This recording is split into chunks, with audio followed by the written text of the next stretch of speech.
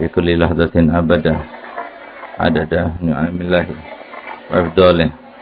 اللهم أكرمنا بنور الفهم وأخرجنا من ظلمات الوهم وافتح لنا أبواب رحمتك وانشر علينا حكمتك يا أرحم الراحمين. اللهم إنا نسألك فهم النبيين وحفظ المرسلين وإلهام الملائكة المقربين. اللهم اغننا بالعلم وزينا بالحلم وأكرمنا بالتقوى وجملنا بالعافية يا أرحم الراحمين. ربنا آتنا من لدنك رحمة وعلمنا من لدنك علما. سبحانك لا علم لنا إلا ما علمتنا إنك أنت العليم الحكيم. صلى الله على سيدنا محمد وعلى آله وصحبه وسلم.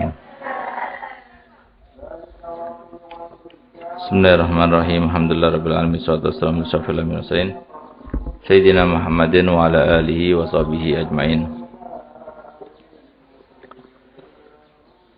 Qala mu'allif rahimahullah ta'ala nafa'ana bihi wa bi ulumih fid dharain amin.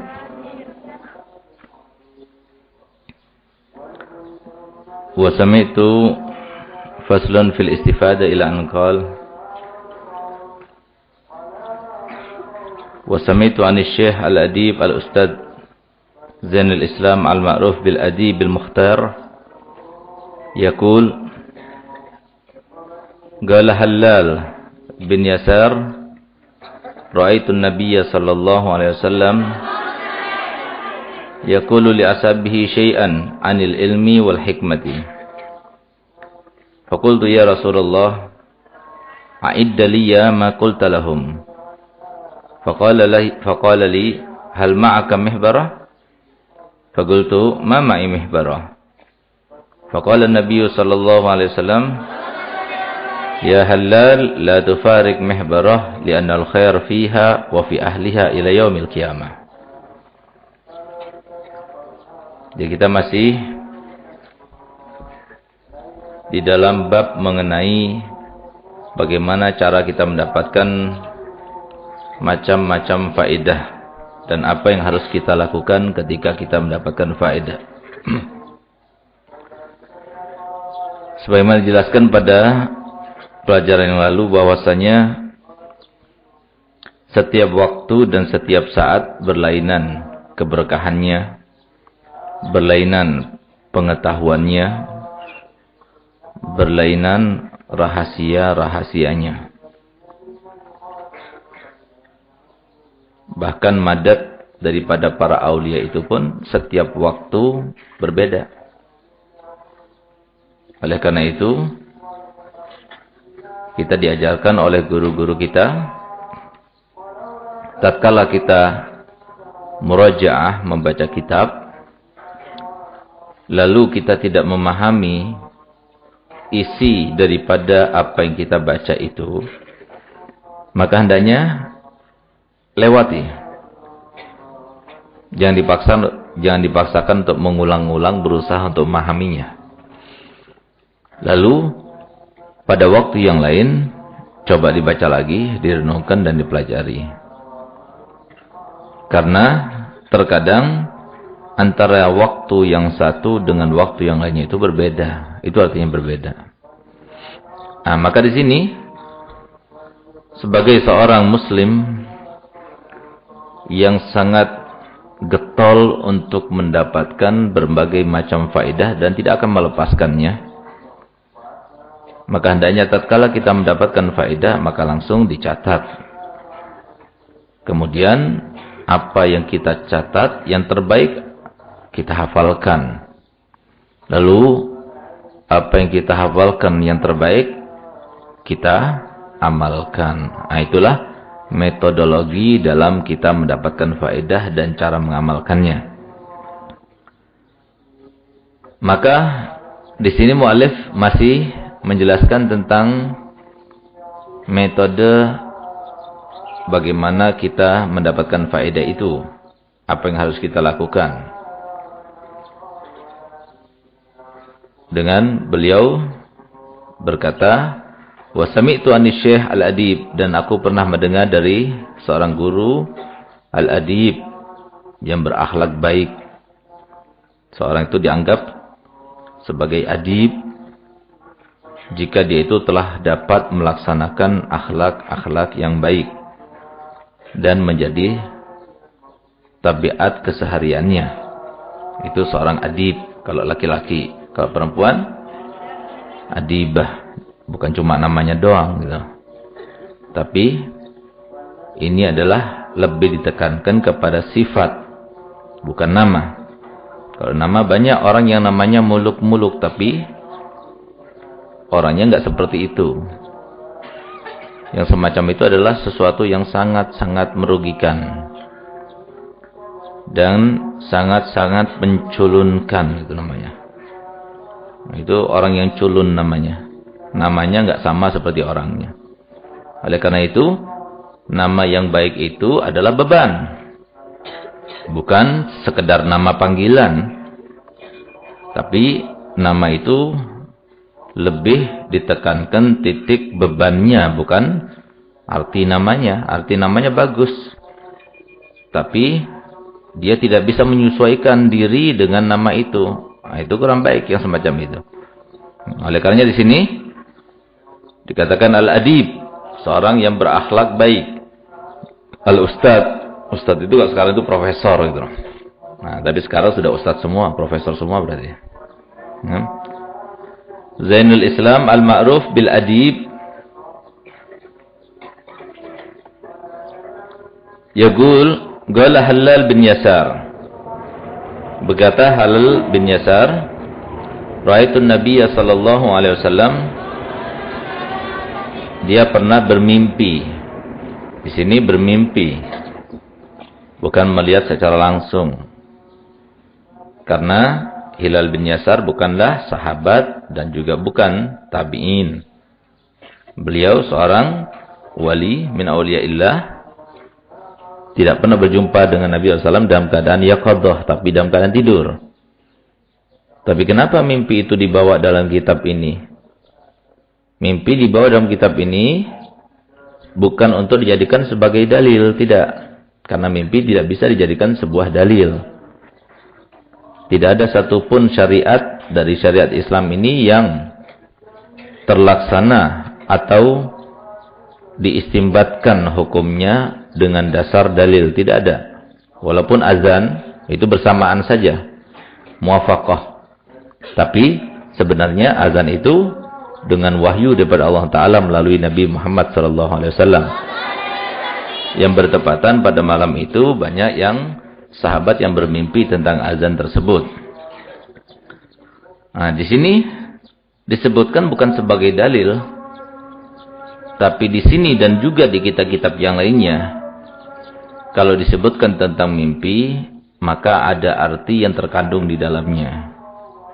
Apa itu? Yang pertama adalah untuk memotivasi dan memberikan sebuah arti kepada mereka yang belum pernah bermimpi Nabi SAW. Kasarnya itu kesian deh loh gitu, yang nggak pernah mimpi Nabi SAW gitu.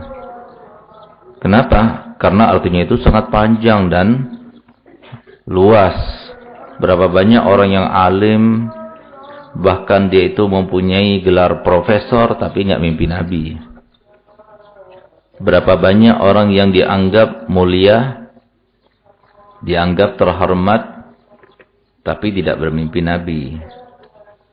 Maka bermimpi Nabi SAW itu bukanlah sebuah hal yang mudah didapatkan, tapi sulit didapatkan. Karena yang datang itu Nabi SAW sendiri. Bahkan terkadang Nabi SAW itu datang kepada orang kafir, bukan kepada orang muslim. Dan terkadang datang kepada orang awam dan bukan orang yang berilmu. Nah, ini menandakan bahwasanya yang menjadi barometer di sini bukanlah kemuliaan, akan tapi di sini adalah kesiapan. Kemuliaan yang Ustaz maksudkan di sini bukan kemuliaan yang dipandang oleh mata manusia, tidak. tapi tergantung kepada kemuliaan yang dipandang oleh Allah Ta'ala, yaitu yang berkaitan dengan kesiapan. Karena Nabi kita Muhammad SAW merupakan seorang Nabi yang paling mengasihi umatnya. Satu-satunya manusia yang mendapatkan sifat daripada sifatnya Allah Ta'ala berupa Ar-Ra'ufur Rahim. Dan yang menyematkannya bukan orang biasa, bukan Nabi, bukan Rasul, tapi yang mensifatkan Nabi semacam itu langsung zat yang punya sifat itu sendiri, yaitu Allah SWT dalam Al-Qur'annya. Laqad ja'akum rasulun min anfusikum azizun 'alaihi ma 'anittum harisun 'alaikum bil mu'minina raufun rahim. Jadi kalau ingin kita mendapatkan rauf dan rahimnya Nabi, maka jadilah orang beriman. Kalau orang tidak beriman, dia tidak akan mendapatkan ra'fah dari Nabi SAW. Tidak akan mendapatkan rahmah dari Nabi SAW. Artinya tidak akan mendapatkan di sini bukan berarti tidak akan tersentuh. Tidak akan mendapatkan di sini maksudnya dia tidak akan merasakannya. Merasakannya itu artinya banyak. Di antaranya adalah dia mendapatkan kemuliaan bermimpi beliau. Itu merasakan. Tidak akan merasakan bermimpi Nabi SAW kecuali bagi mereka yang mukmin. Nah, siapa yang mukmin? Mukmin itu adalah seorang yang beriman kepada Allah Ta'ala bukan cuma dohirnya, tapi dohir maupun batin. Nah, kalau dohirnya kelihatan dia pakai baju takwa, berarti dia bertakwa. Nah, ini sudah zamannya dikatakan oleh Nabi SAW, ya'ti 'alan nasi zamanun la yabqa minal islami illa ismuh wala minal imani illa rasmuh wala minal qur'ani illa darsuh. Nah, itu. Nanti bakal datang suatu zaman tidak tersisa daripada keislaman kecuali namanya saja. Muslim, di KTP Muslim, tapi perilakunya bukan seperti orang Muslim. Dan tidak tersisa daripada keimanan kecuali bentuknya saja. Kayaknya ini orang beriman. Kenapa? Kelihatan pakai peci, kelihatan pakai baju takwa, gitu. Dari bentuknya beriman, tapi belum tentu dia beriman. Kenapa? Cuma bentuknya saja. Gelarnya haji, tapi dia suka berbuat yang tidak-tidak. Nah, ini kan yang semacam itu tidak sesuai dengan perilakunya. Kalau haji dan hajinya itu mabrur, diterima, tandanya itu adalah dia lebih baik daripada keadaan sebelumnya. Bukan malah dia itu menjadi orang yang mempermalukan dirinya, apalagi keluarganya serta agamanya. Nah, bukannya semacam ini. Nah, ini contohnya sesuai dengan sabda Nabi Muhammad SAW. Oleh karena itu, barang siapa yang menginginkan bersentuhan dengan rahmat serta ra'fah dari Nabi SAW, yang berarti kasih sayangnya, maka hendaknya dia itu menjadi orang beriman dengan sesungguhnya. Orang beriman itu iman dohiriyahnya, iman batiniyahnya. Orang beriman itu mudah untuk berakhlak yang baik. Orang beriman itu sulit untuk melaksanakan segala macam dosa. Itu beriman, itu namanya. Orang yang beriman itu hatinya itu bersih.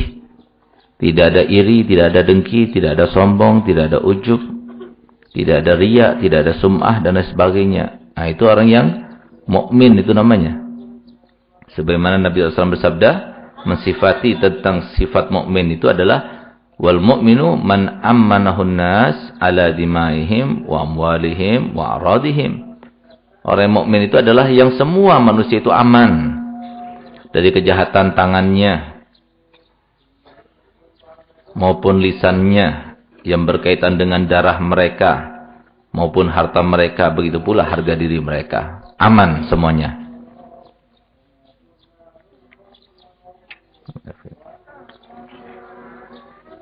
Nah, jadi seperti itu ya. Itu orang mukmin. Maka kalau dia itu belum mukmin, bagaimana dia akan bermimpi Nabi Muhammad SAW? Nah, tapi begitulah. Kalau orang itu beriman, maka hendaknya dia itu merasa cinta benar kepada Nabi Muhammad SAW. Tahu kan artinya cinta? Nah, cinta itu buta. Ya kan? Cinta itu melupakan segala-galanya. Dengan cinta seorang itu menjadi bahagia. Dengan cinta seorang itu juga akan menjadi susah. bahagia ketika melihat kekasihnya, bahagia, dan menjadi sedih ketika melihat kekasihnya, sedih. Nah, itu artinya cinta yang benar-benar cinta, bukan cinta-cinta monyet seperti kalian itu gitu. Kan? Seperti kalian apanya? Monyetnya apa cintanya? Gitu. Nah, oleh karena itu coba lihat sekarang ini. Mana reaksi dunia ketika jati diri Nabi kita Muhammad SAW dilecehkan, ketika Nabi SAW dihinakan, dan mana dunia di mana mereka yang suka berkoar-koar, yang berbicara tentang HAM dan hak asasi manusia itu, yang selalu berkoar dengan keadilan dan juga toleransi dan lain sebagainya. Mana sekarang? Kemana mereka semuanya itu? Anggota PBB itu mana itu mereka semua? Pemimpin-pemimpin dunia mana semuanya? Nggak sesuai dengan perilakunya sama sekali. Ketika nabinya kaum muslimin dihina, mereka diam. Tapi ketika mereka dihujat oleh kaum muslimin, mereka berkoar. Nah, inikah keadilan yang namanya keadilan? Nah, oleh karenanya heran dan sangat mengherankan kepada kita kaum muslimin kalau seumpama kita itu merasa tunduk dan takut pada mereka.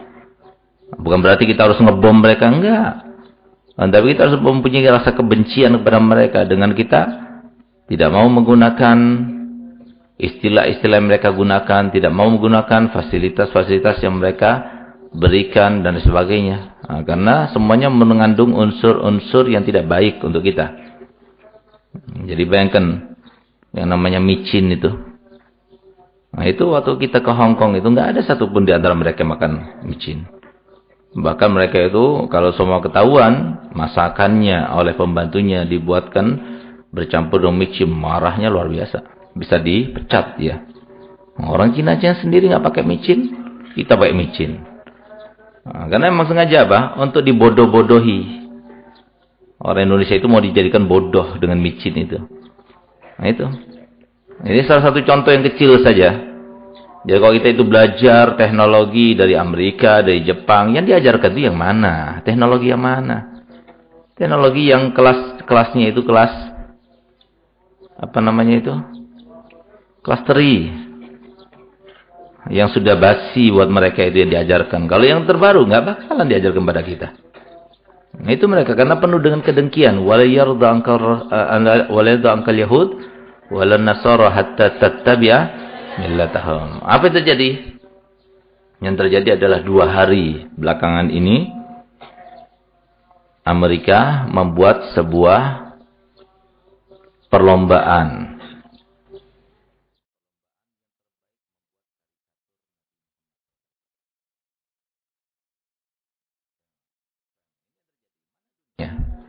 Mana pemimpin dunia? Di mana mereka? Ada yang mencak-mencak berbicara seperti masalah keadilan, toleransi dan sebagainya. Selalu dikatakan Islam selalu memojokkan agama yang lainnya. Islam itu jahat, Islam itu begini. Terus sekarang gimana apa yang dilakukan oleh mereka? Kita nggak pernah mengusik yang namanya Nabi Allah Isa. Nggak pernah mengusik Tuhan mereka Yesus, nggak. Tapi kenapa mereka selalu demikian? Dan kenapa mereka itu sengaja seperti itu? Seakan menantang. Nah, seakan-akan menumbuhkan rasa kebencian di dalam hati-hati kaum muslimin dengan semacam itu. Nah, sehingga apa? Terpilihlah suatu gambar yang sangat-sangat tidak sesuai dengan gambaran Nabi kita Muhammad SAW. Yang digambarkan dengan jenggot panjangnya, wajah yang jelek, mata yang merah, dan juga dengan imamah ataupun serban yang merah. Saya masih menyimpan fotonya. Nah, jadi ternyata yang semacam itu yang dimenangkan oleh mereka. Dan mereka yang dianggap menang. Nah, ini fotonya Nabi Muhammad yang menang.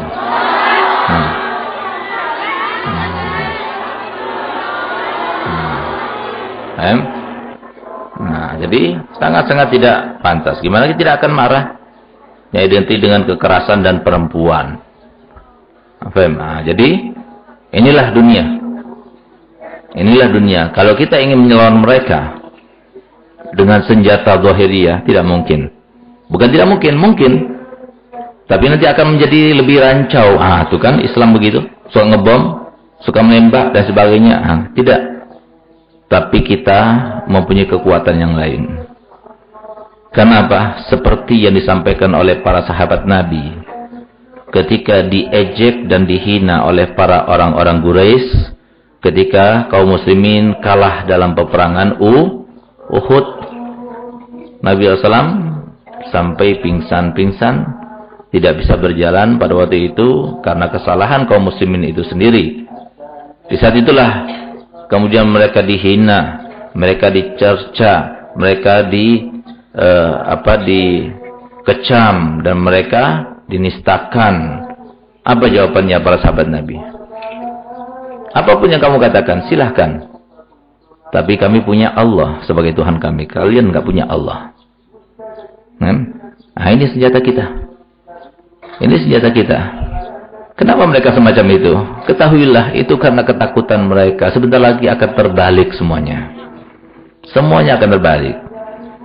Kaum muslimin akan menguasai dunia semuanya. Paham? Kenapa? Karena yang milik dunia siapa?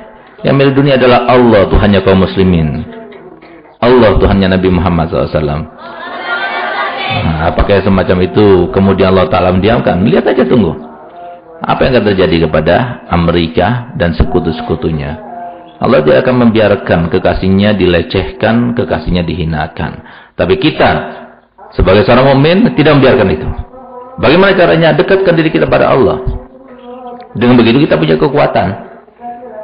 Tapi kalau kita semacam ini, nggak ada kekuatan sama sekali, mau doa pun nggak diterima oleh Allah Ta'ala. Bagaimana nggak diterima?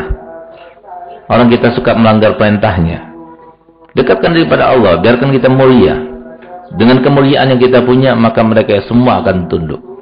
Jadi kenapa mereka itu begitu ceroboh sampai mereka melakukan hal yang semacam ini? Ketahuilah, karena mereka itu sekarang sedang ketakutan luar biasa. Ketakutan. Kenapa? Kaum muslimin terus bertambah pesat. Mereka menghinakan Nabi, terserah. Yang penting Nabi SAW muas. Nabi SAW senang. Nabi SAW gembira. Nabi SAW bahagia. Kenapa? Banyak umatnya yang bisa selamatkan. Nah, itulah sifatnya Nabi Muhammad SAW. Harisun alaikum. Jadi tidak ada yang menjadi keinginan Nabi SAW kecuali satu. Apa itu? Semua umatnya Nabi Muhammad itu selamat. Masuk surga bersama Nabi Muhammad. Suatu waktu pernah Nabi kita Muhammad SAW melihat satu jenazah dibawa. Jenazah itu adalah jenazahnya seorang Yahudi, bukan seorang Muslim, seorang yang memusuhi Nabi dan Islam. Begitu terbawa jenazah itu, maka Nabi SAW terlihat murung, sedih, dengan kesedihan yang sangat tampak di wajahnya. Maka kemudian Sayyidina Abu Bakar Siddiq bertanya kepadanya, "Ya Rasulullah, kenapa engkau tampak begitu sedih?" Apa jawaban Muhammad? Telah lepas satu orang daripada genggamanku. Yahudi itulah meninggal dalam keadaan dia tidak beriman kepadaku. Berarti lepas dari tanganku. Nah, kalau cuma semacam ini, Nabi Muhammad dibuat jelek, Nabi Muhammad digambarkan semacam itu dan sebagainya, asalkan banyak dari kalangan mereka yang masuk Islam, itu tidak akan membahayakan apapun kepada Nabi Muhammad. Karena kemuliaan Nabi Muhammad tidak bisa digugurkan. Kemuliaan Nabi Muhammad tidak akan terkurangi. Kemuliaan Nabi Muhammad tidak akan sedikit pun akan goyah sama sekali sampai kapanpun.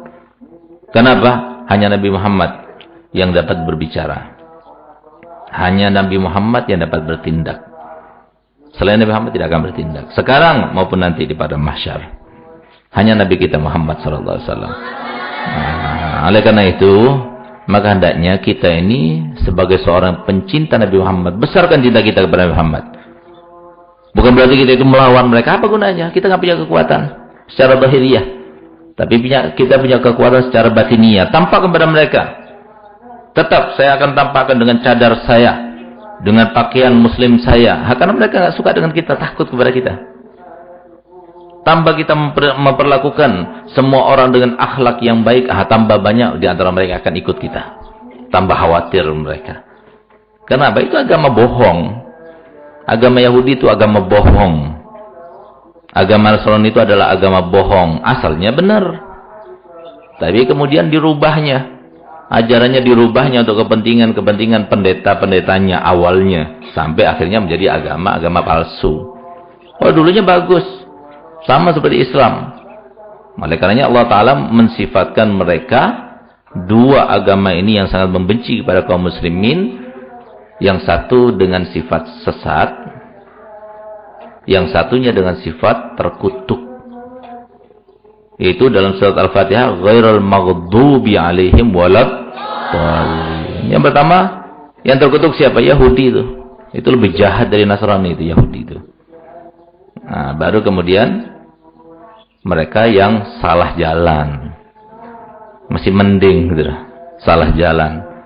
Artinya yang lebih dekat kepada kita itu Nasrani. Tapi mereka semuanya sama-sama. Dua-duanya sangat menghina kepada kaum muslimin. Menghina kepada Nabi kaum muslimin. Oleh karena itu maka kita harus membangun kekuatan. Tapi kekuatan yang kita punya bukan kekuatan yang mereka ketahui. Kekuatan yang kita punya, kekuatan yang bikin bingung mereka itu. Ketika mereka terkena badai Catherine, ketika mereka terkena badai matahari, kekuatan siapa yang bisa merubah itu semuanya? Nggak ada bisa. Itulah kekuatan kita. Tunggu saatnya. Itu kenapa Nepal itu sampai mereka itu kemudian diazab oleh Allah Ta'ala karena telah terjadi yang namanya pembantaian massal terhadap hewan-hewan ternak.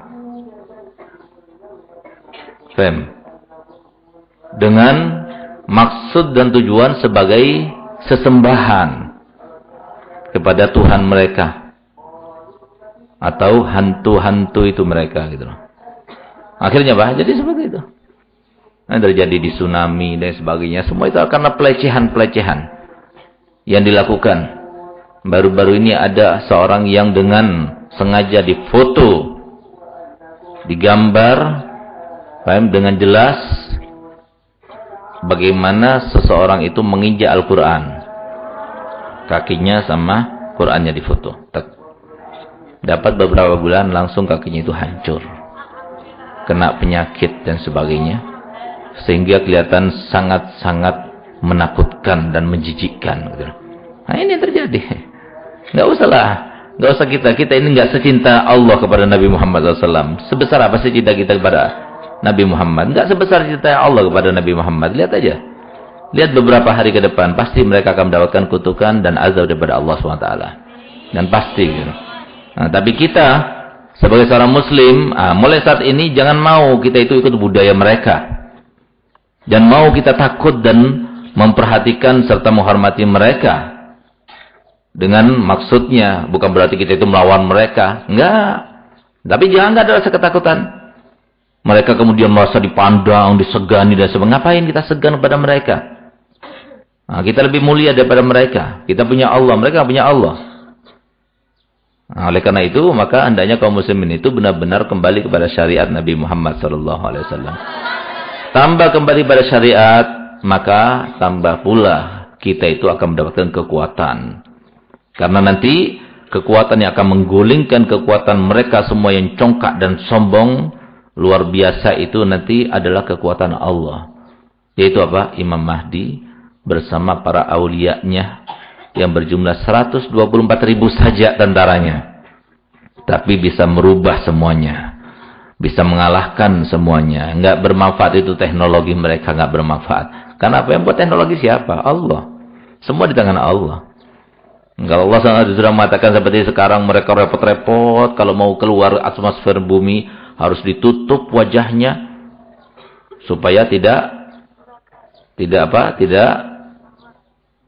supaya dia itu mendapatkan sinkronisasi dengan atau adaptasi dengan keadaan di luar sana. Nah, tapi kalau Allah berkehendak, Nabi Muhammad gak pakai itu semuanya. Mana ada ceritanya Nabi Muhammad waktu dia itu berangkat melewati atmosfer bumi kemudian pakai kayak robot-robot gitu jalannya jauh repot banget. Nah, itu ilmu mereka. Ilmunya Nabi Muhammad nggak pakai itu mahal itu. Kalau buat seperti itu mahal. Kalau ilmunya Allah nggak seperti itu, tinggal mengatakan kun, fayakun, selesai. Hai Nabi Muhammad lewat. Tinggal suruh, hei udara, sesuailah, adaptasilah dengan Nabi Muhammad. Selesai. Nah, mereka mau repot dulu, mau diproduksi, bikin penelitian dulu lah, dan sebagainya. Ngapain? Habis-habis waktu. Oleh karenanya, kita kalau sudah dekat pada Allah Ta'ala, itu lebih berteknologi daripada mereka. Mereka itu kan baru saja. Yang namanya adanya 3G, first time, dan sebagainya. Itu kan baru-baru saja. Dulu sudah aulia, sudah sering. Antara wali dan wali. Dulu kalau kita itu ingin pergi ke Mekah, paling cepat berapa jam? 10 jam, 11 jam dengan perjalanan daratnya. Ya kan? Nah, kalau aulia dulu nggak pakai jam-jaman. Sampai sekarang masih banyak aulia kalau mau sholat tinggal taruh di atas sejadah, pindah langsung di Mekah. Nah, itu teknologinya muslimin. Teknologinya Allah Ta'ala. Nggak bisa dikalahkan sama mereka. Gimana mau ngalahkannya? Repot-repot mau pakai pesawat, nunggu dulu, bayar tiket dulu, pakai paspor. Ya Allah. Repot banget. Tapi lihat mereka. Kaum muslimin, para aulia itu. Tinggal cukup duduk di atas sejadah langsung sudah sholat. Setiap 5 waktu sholat di atas sana. Sayyidina Ahmad Asy-Syahid, putranya Sayyid Faqih Muqaddam, datuk daripada para habaib bangsa Al-Jufri, Al-Bahar, dan sebagainya. Nah, itu beliau itu, kalau sholat seperti itu. Duduk di atas sejadah, langsung Mekah. Tawaf dulu 7 kali, baru pulang ke Hadramaut. Nah, tuh. Lihat bagaimana Syekh Abu Bakar bin Salim. Ketika datang seorang yang dari Mekah, dia mengadukan tentang istrinya yang begitu kurang ajarnya kepada dirinya. Tapi dia senang dan cinta kepada istrinya itu. Tapi gimana cara menundukkannya, dia bingung. Sampai dia datang ke Hadramaut dengan perjalanan yang begitu lama pada waktu itu pakai kuda dan pakai unta. Sampai ke tempatnya beliau itu setelah seminggu lebih. Akhirnya katanya Syekh Abu Bakar bin Salim, kalau kamu pergi, pulang balik ke rumah istrimu akan menyambutmu dengan baik. Dan berubah dia keadaannya. Faham? Akhirnya apa? Diambil, saya kasih minuman ya istrimu ya. Kemudian minuman itu taruh di jendela, di luar jendela. Begitu dia masuk begini, kembalikan lagi tangannya. Yang namanya cangkirnya itu sudah nggak ada lagi sama beliau. Akhirnya sudah pulang dia. Begitu pulang, Masya Allah disambut sama istrinya. Lain, romantis, dipeluk. Caranya bersikap beda dan sebagainya. Heran, kok bisa kayak begini katanya. Kenapa kamu bisa kayak begitu? Luar biasa, bilang gitu. Galia, suatu waktu ketika aku sore-sore, tiba-tiba ada satu orang yang menyodorkan aku minuman. Aku ambil minum itu, karena disuruh minum, aku ambil minumannya, aku minum. Begitu aku minum, aku selalu teringat-ingat sama kamu. Tuh. Di mana tangannya Syekh Abu Bakar Salim? Di mana? Makkah. Tuh. Nah, itu teknologi. Gimana mereka bikin? Masih repot dulu cari bensolnya gitu. Mau naik pesawat dulu. Nggak habis waktunya sudah. Ngapain kayak begitu? Itu sih bukan wali itu namanya. Lain lagi kalau lagi terbang pas jatuh gimana? Nah, itu mereka. Tapi kita teknologi kita tidak. Kalau mereka baru bikin pesawat, kaum muslimin sudah ada pesawat dari semenjak dulu. Lihat bagaimana Ja'far At-Tayyar. Siapa yang dijuluki dengan At-Tayyar? Sayyidina Ja'far. Begitu beliau itu menjadi seorang pemimpin, kemudian dipenggal ke tangan kanannya, dipenggal tangan kirinya. Sehingga kemudian Rasulullah SAW bersabda, suatu waktu dia lagi diam, kemudian dia mengatakan, Waalaikumsalam. Gitu. Akhirnya sahabat Nabi heran. Ya Rasulullah, engkau mengucapkan salam kepada siapa? Baru saja Ja'far telah datang kepada aku. Dan Allah telah menggantikan kedua tangannya dengan kedua sayap. Yang dengan sayap itu dia terbang kemanapun dia suka. Tuh. Terbang kemanapun dia suka, hanya sayap. Nah, sekarang kan repot. Nah, sayap itu kan nggak pakai bensin. Apalagi bukan bensin yang dipakai oleh mereka, bensol namanya. Atau namanya apa itu? Apa namanya? Yang untuk pesawat tuh? Aftur. Nah, itu. Aftur. Mahal itu. Berlipat-lipat daripada Pertamax itu. Lebih mahal. Nah, coba. Kita nggak pakai itu semuanya. Ngapain? Susah. Harus diolah dulu. Dibikin Pertamax terus diolah lagi. Dibikin Aftur baru kita bisa pakai. Ya. habis waktunya. Nah, tapi ini enggak langsung pengen tangannya masuk sana sampai ke Mekah. Duduk sejadah langsung ke Mekah. Nah, ini Kiai Hamid ini. Banyak orang yang melihat ketika sholat Jumat di Mekah kelihatan Kiai Hamid. Padahal Kiai Hamid di sini. Nah, itu. Kenapa? Wali Allah. Nah, jadi kita itu lebih jaya, lebih kuasa. Oleh karenanya biarkan kita sekarang ini membina akhlak kita, kemudian kita ajarkan kepada keluarga kita. Lihat bagaimana Nabi SAW ini diimpikan oleh Halal bin Yasar dan dia berkata kepada sahabat-sahabatnya tentang ilmu. Maka kemudian setelah Halal bin Yasar itu yang bermimpi Nabi SAW itu mendengar sebuah ungkapan yang sangat luar biasa, maka beliau datang kepada Nabi Rasulullah, ulangi apa yang kau ucapkan itu biar aku mengerti dan lebih memahami. Apa kata Nabi SAW? Kau punya tinta? Enggak, tidak. Bawa tinta. Karena tinta itu selalu ada kebaikannya sampai hari kiamat nanti. Gitu. Nah, jadi artinya apa? Nabi SAW pun memerintahkan, walaupun ini tidak bisa dijadikan dasar, tapi istiqnas. Setiap mimpi yang disebutkan yang berkaitan dengan Nabi SAW itu bisa dijadikan sebagai istiqnas. Jadi artinya apa? Orang yang megang bolpen berarti dapat tunjangan dan dapat himbauan dari Nabi SAW langsung. Nah, jadi seperti itu aja. Tapi bukan jadi sebuah dalil. Nah, hanya kita minta kepada Allah Ta'ala. Semoga Allah Ta'ala membalaskan mereka yang zalim, mereka yang mendurhakainya, mereka yang menghina kekasihnya, dan semoga Allah berikan kejayaan bagi kaum muslimin, memberikan keamanan bagi kaum muslimin, memberikan sifat persatuan di antara kaum muslimin, memberikan hidayah kepada mereka yang salah jalan, memberikan hidayah kepada mereka yang di luar Islam, dan semoga kita semuanya termasuk yang diakui oleh Nabi Muhammad SAW sebagai umatnya. Ala hadini ya kunyatin salihah wa la mana wa salih al-Fatihah.